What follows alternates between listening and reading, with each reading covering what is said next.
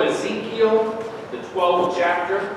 You may remember last time I preached from the book of Ezekiel, I threw that pot because Ezekiel broke the pot.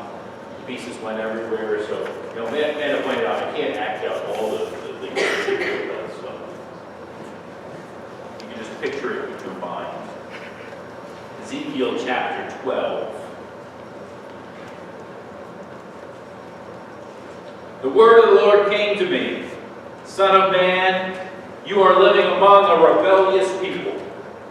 They have eyes to see, but do not see, and ears to hear, but do not hear, for they are a rebellious people. Therefore, Son of man, pack your belongings for exile, and in the daytime, as they watch, set out, and go from where you are to another place. Perhaps they will understand, though they are a rebellious people. During the daytime, while they watch, bring out your belongings packed for exile. Then in the evening, while they are watching, go out like those who go into exile. While they watch, dig through the wall and take your belongings out through it. Put them on your shoulder as they are watching and carry them out in dust. Cover your face so that you cannot see the land, for I have made you a sign to the Israelites. So I did as I was commanded. During the day I brought out my things packed for exile. Then in the evening I dug through the wall with my hands. I took my belongings out at dusk, carrying them on my shoulders while they watched. In the morning the word of the Lord came to me. Son of man, did not the Israelites, that rebellious people, ask you, what are you doing? Say to them, this is what the sovereign Lord says. This prophecy concerns the prince in Jerusalem and all the Israelites who are there. Say to them, I am a sign to you. As I have done, so it will be done to them. They will go into exile as captives. The prince among them will put his things on his shoulder at dusk and leave, and a hole will be dug in the wall for him to go through. He will cover his face so that he cannot see the land. I will spread my net for him, and he will be caught in my snare. I will bring him to Babylonia, the land of Chaldeans, but he will not see it, and there he will die. I will scatter to the winds all those around him, his staff and all his troops, and I will pursue them with drawn sword. Then they will know that I am the Lord, when I disperse them among the nations and scatter them through the countries. But I will spare a few of them from the sword, famine, and plague, so that in the nations where they go, they may acknowledge all their detestable practices. Then they will know that I am the Lord. The word of the Lord came to me, Son of man, tremble as you eat your food, and shudder in fear as you drink your water. Say to the people of the land, this is what the sovereign Lord says about those living in Jerusalem and in the land of Israel. They will eat their food in anxiety and drink their water in despair. For their land will be stripped of everything in it because of the violence of all who live there. The inhabited towns will be laid waste, and the land will be desolate. Then you will know that I am the Lord. The word of the Lord came to me, Son of man, what is this proverb you have in the land of Israel? The days go by and every vision comes to nothing. Say to them, this is what the sovereign Lord says. I am going to put an end to this proverb, and they will no longer quote it in Israel. Say to them, the days are near when every vision will be fulfilled, for there will be no more false visions or flattering divinations among the people of Israel. But I, the Lord, will speak what I will, and it shall be fulfilled without delay. For in your days, you rebellious people, I will fulfill whatever I say, declares the sovereign Lord. The word of the Lord came to me, Son of man, The Israelites are saying, the vision he sees is for many years from now, and he prophesies about the distant future. Therefore say to them, this is what the sovereign Lord says. None of my words will be delayed any longer. Whatever I say will be fulfilled, declares the sovereign Lord. May the Lord bless the reading of his word and guide my mouth. I speak the message I prepared for you, that it may be his will, not mine will, that he might be glorified and honored, not I. And all those with ears might hear the words of the Lord. Amen.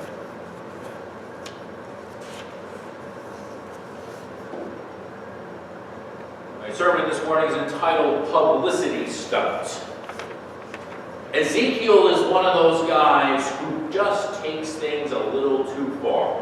Remember, he's preaching at almost exactly the same time that Isaiah, certainly first Isaiah, is preaching. He's preaching at the same time Hosea is preaching.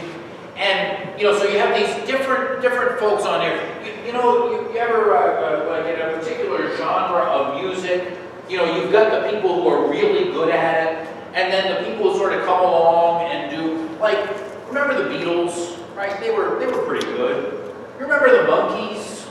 They were, not quite as good, right? It was exactly the same, only just something a little off. Well, Ezekiel, he's the Monkees, right? He's the one who's just a little off. He just takes things a little too far. Sometimes wit is displayed by what you don't say. Right? You don't explain the joke fully. You just Ezekiel explains it with pictures and descriptions on the back and arrows and whatnot. I mean, he takes things a little bit beyond. When you read, for instance, when you read Hosea and compare it to Ezekiel's account of Israel being like an adulterous wife. Hosea is, the PG version. Ezekiel is the, NC-17 R, slasher film version of the thing, right? He's a little wacky. And for that reason, Ezekiel actually, there are folks who thought, I'm not sure this should be in the Bible. I mean, think about it. If you were making the greatest hits of the 60s, you might not have the Monkees on there. You just might not be a believer. All right. So what he says here is he's acting out this thing because God says, "Hey, Ezekiel, I want you to do this thing," and so he does it. And he gathers all this stuff and packs it up. Again, you can just the nice thing is you can picture it. You see exactly what he's doing, right? And he gets told to do all sorts of crazy stuff. Well, the Valley of the Dry Bones, probably the most famous Ezekiel. That's right. His vision, exactly what it is. The bones rattling. Anyway, so here he's the mover. And he's told by God to pack up all the stuff to go to exile and then lug it around the streets while people watch. You hear that repeatedly in front of the people in the daylight when they can see you, when they're watching. Make a big spectacle out of it. And then, you get a number of different little sections, but so you get that. Then there's this thing about, and dig a hole through a wall, one of those home renovation shows. Can't you just see Ezekiel? Like if Ezekiel were today, getting the sledgehammer and calling a press conference, and this is what God's gonna do to us.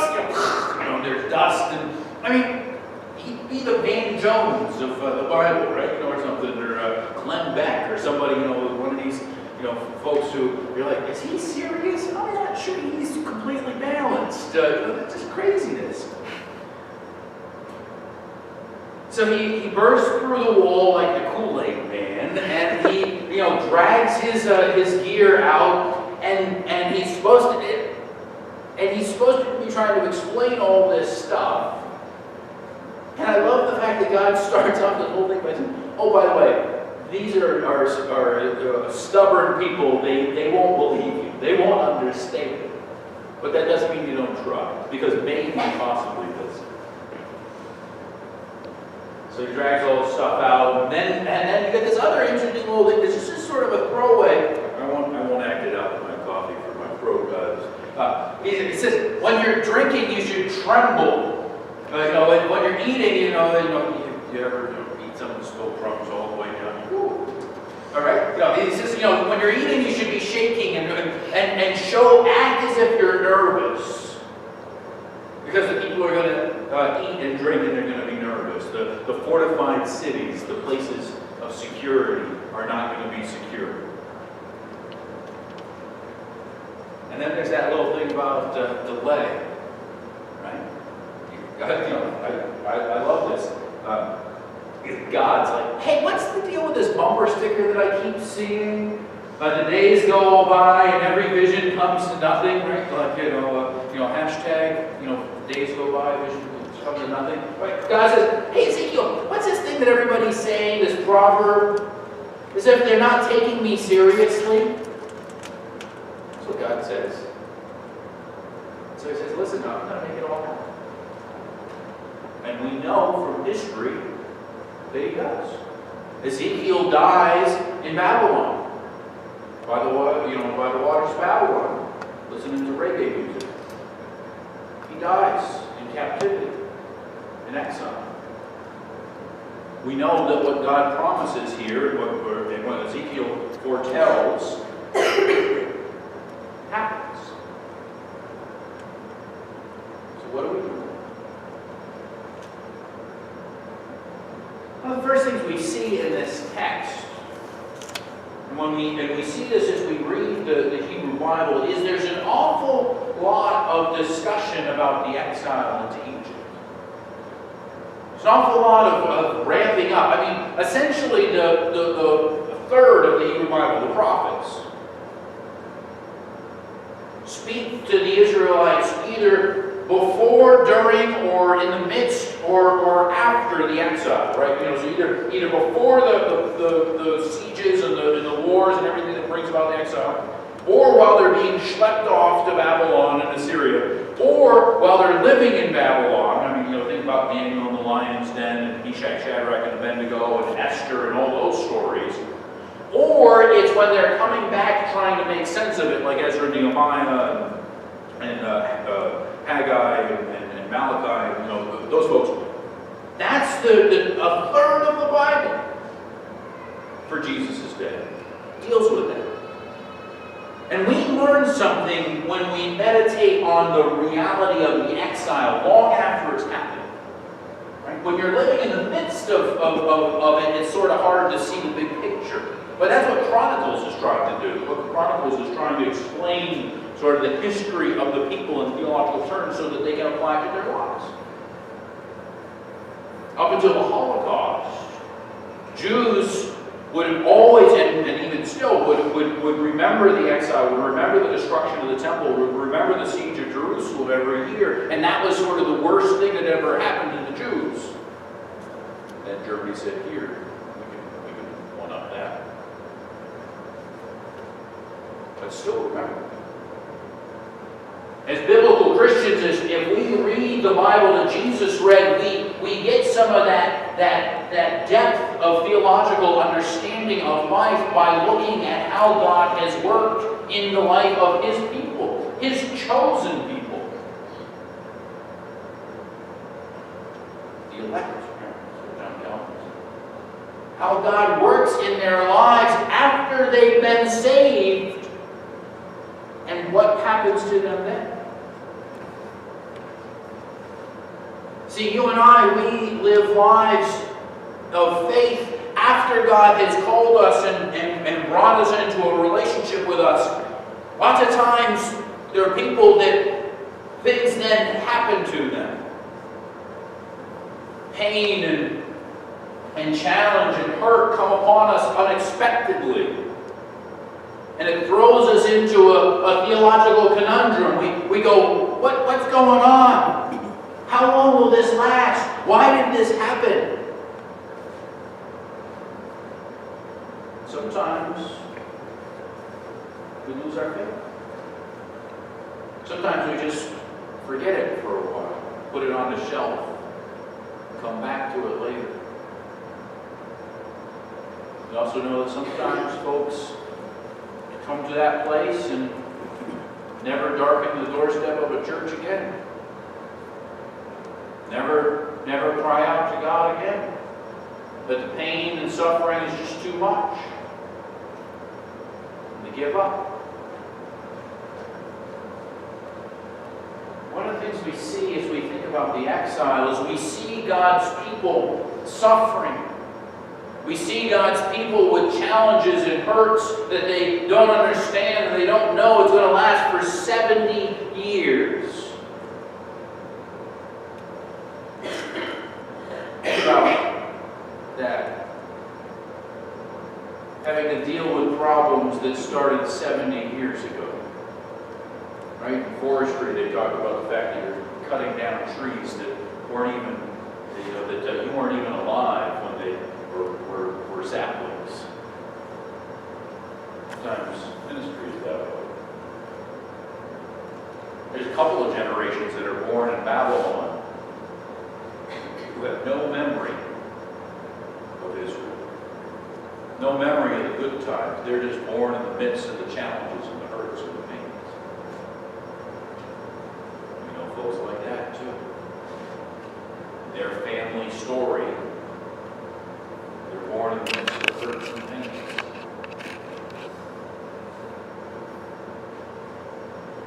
Another thing we see in this exile piece, though, is that God works through those challenges and things. Not in an easy Pollyanna, everything's going to be all right, the sun's going to come out tomorrow. But no, in the midst of all those challenges, God shows himself faithful to his people.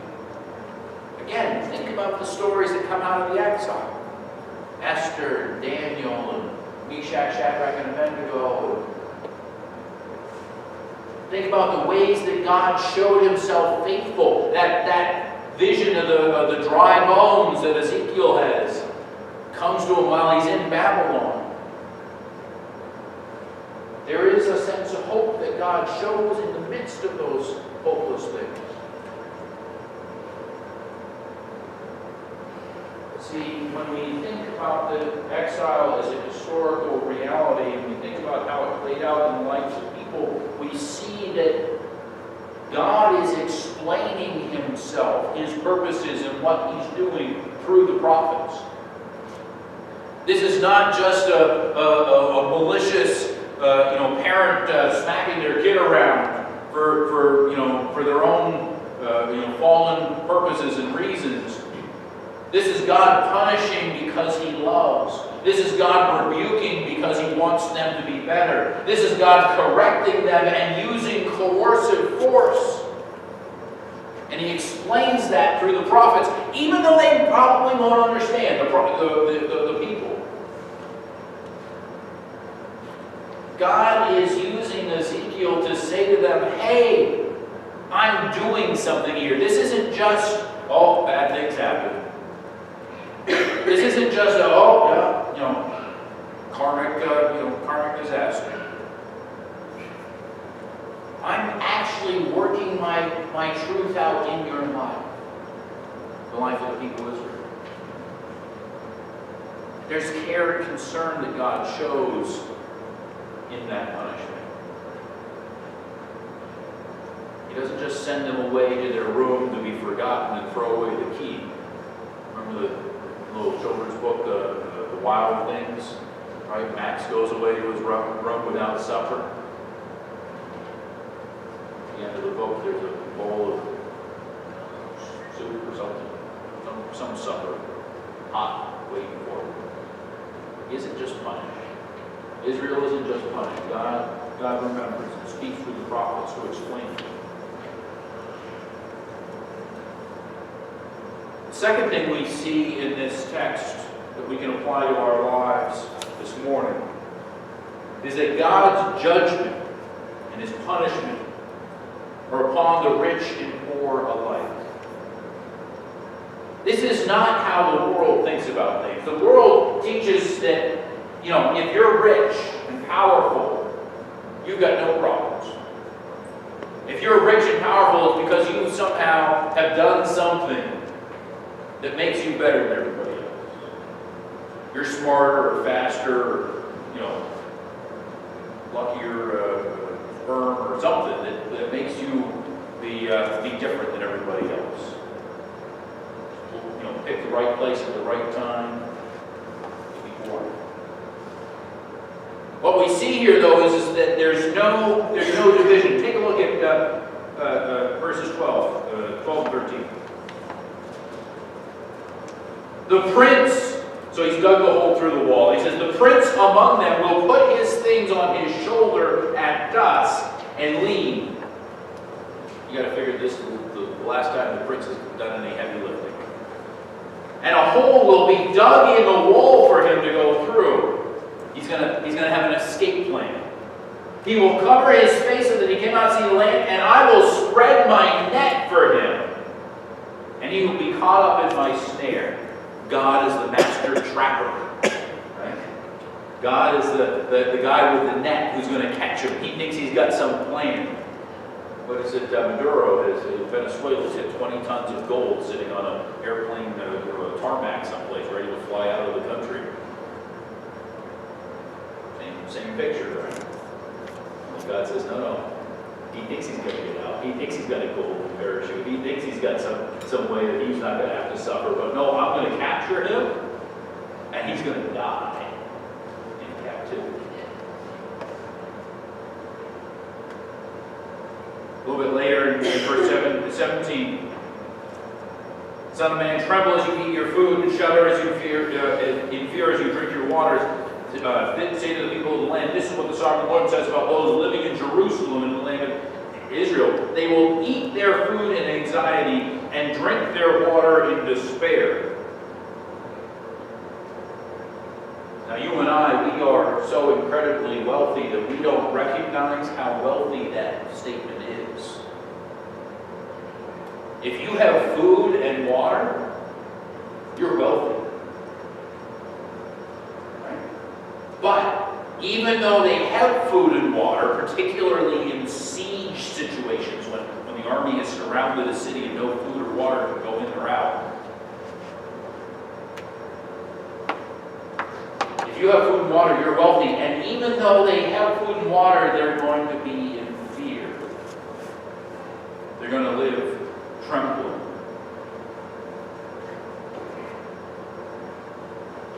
As I said, we are incredibly wealthy.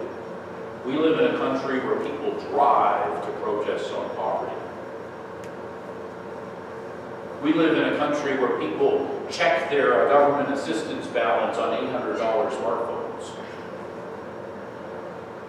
We have a country where people relieve themselves into water that is cleaner than most of the world has to drink. We are incredibly wealthy. We live in a country where our pets have too much food and are overweight. We should read this and we should see ourselves as the prince. We should see ourselves as the people who are trying to figure out how I can manage to escape God's wrath by doing this thing and that thing, and I've got to figure it out and this. All comes crashing down. There is no escape. There is no getting away from this in the dark of night. God's judgment comes on the Christian court.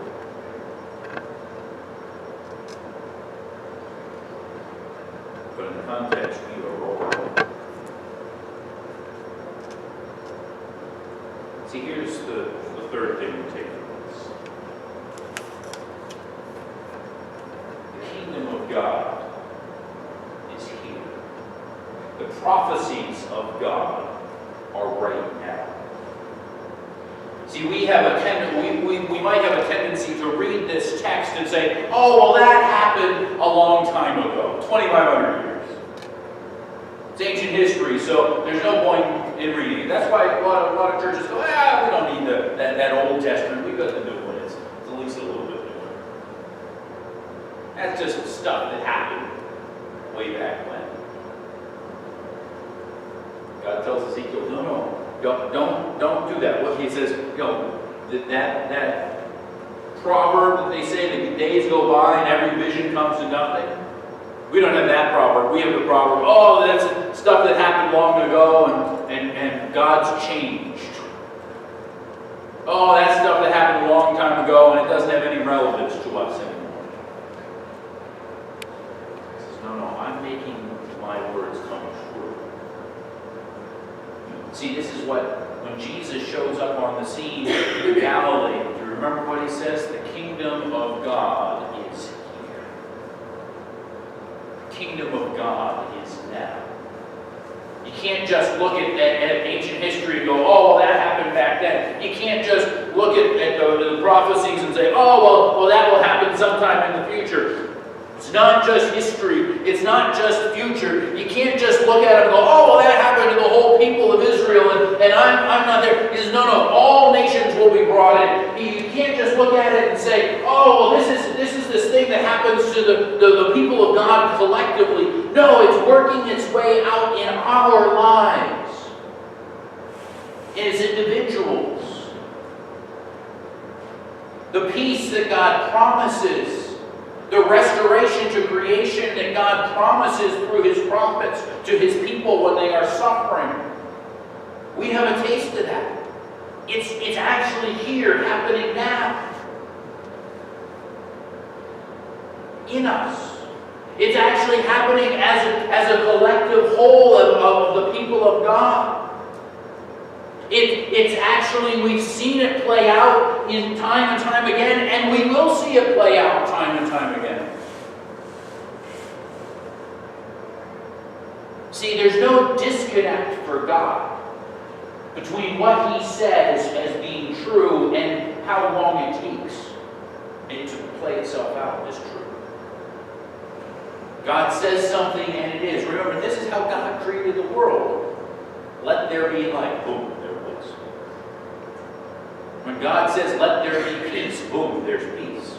Wait a second, I seem to know where there's an awful lot of not peace. God says, no, there is peace. You just have to see it. You have to embrace it. You have to understand it in a way. So we read this text. And we see that this text isn't just about what Ezekiel is telling the people of Jerusalem as he's wandering around with his Matilda on his back. It's about you and me. Maybe we're in a place where God is not quite punishing us yet, but it's coming. Right? We can hear His voice raising. We can see Him take a deep breath. Maybe we're like the Israelites reading these words after it's happened, but after we go, that's what He was talking about. Pride goes before a fall. That's what He was talking about when He said, I will remove the uncleanliness from you. That's what He was talking about when He said, I will use this wicked people as a chastening rod, corrective on your soul. That's what He was talking about. They were there. Or maybe God's brought us through it. We're at the end. He's delivered us from the challenges. He's removed the hurt. We're back to where we started, and we're excited. We're happy, but we're trying to put it into perspective. We're trying to understand.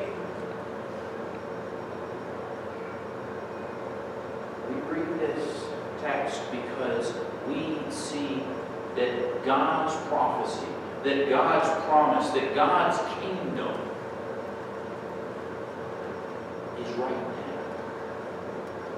And we know this because Jesus Christ, God's Son, came and told us that. And we've been living for 2,000 years after that, trying to understand it, trying to put it into practice. And the people of God may be trying to do it for another 2,000 years, or maybe another 20 minutes. We'll have our desserts. We don't know. Or maybe some giant, satellite will crash and Jesus won't show up, but we'll all go to meet him.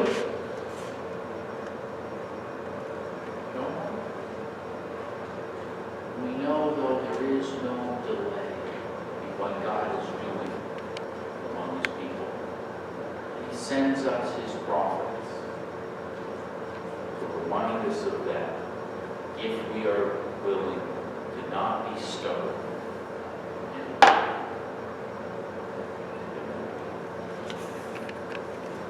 Morning.